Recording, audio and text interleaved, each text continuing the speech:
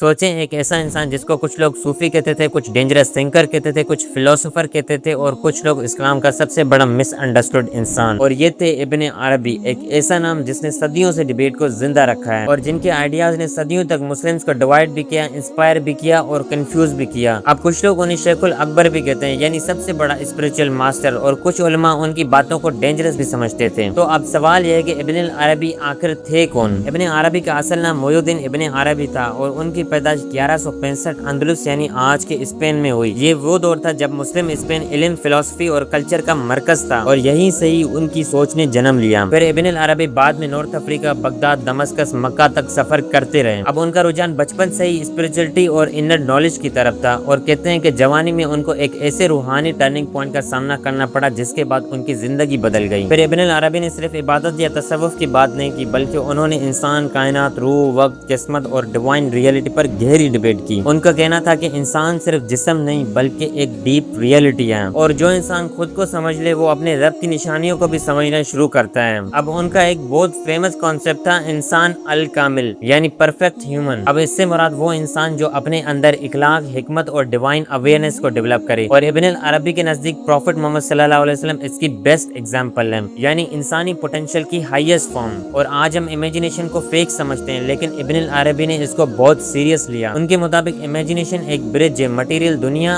और स्पिरिचुअलिटी के दरमियान, यानी कुछ रियलिटी सिर्फ लॉजिक से नहीं बल्कि सिंबल्स और रूहानी इदराक से समझी जाती हैं। अब इब्ने अरबी ने अपनी जिंदगी में बहुत सी बुक्स लिखी और इनमें से दो किताबें फ्यूसुस अल हिकम और अल फतवात अल मकिया दोनों मशहूर हैं। इन बुक्स में उन्होंने प्रॉफिट्स की हिकमत, इंसान की रियलिटी और डिवाइन नॉलेज को डिटेल में डिस्कस किया, मगर उनकी राइटिंग सिंबॉलिक और कॉम्प्लेक्स थी और इसी कॉम्प्लेक्सिटी की वजह से उनको तनकीद का निशाना बनाया जाता है। और कुछ उलमा ने यहाँ तक कहा कि उनकी लैंग्वेज आम लोगों को गुमराह कर सकती है। इब्ने तैमिया जैसे स्कॉलर्स ने उनके आइडियाज को रिजेक्ट भी किया, जैसे वहदतुल वजूद, जिसको मैंने ऑलरेडी एक्सप्लेन कर दिया अपने एपिसोड 16 में। दूसरी तरफ कुछ सूफी सिलसिले उन्हें अपना इंटेलेक्चुअल हीरो भी मानते हैं। अब इब्ने अरबी का इन्फ्लुएंस सिर्फ मुस्लिम वर्ल्ड तक लिमिटेड नहीं था, उनके आइडियाज ने ऑटोमन थिंकर्स, पर्शियन पोएट्स और बाद में आने वाले फिलोसोफर्स को बहुत ज्यादा इन्फ्लुएंस किया और आज भी यूनिवर्सिटीज में इब्ने अरबी को पढ़ाया जाता है। तो इब्ने अरबी सिर्फ सूफी नहीं थे बल्कि वो एक थिंकर थे जो पूछ रहे थे कि इंसान क्या है, रियलिटी क्या है और जो हम देखते हैं वही सब कुछ है।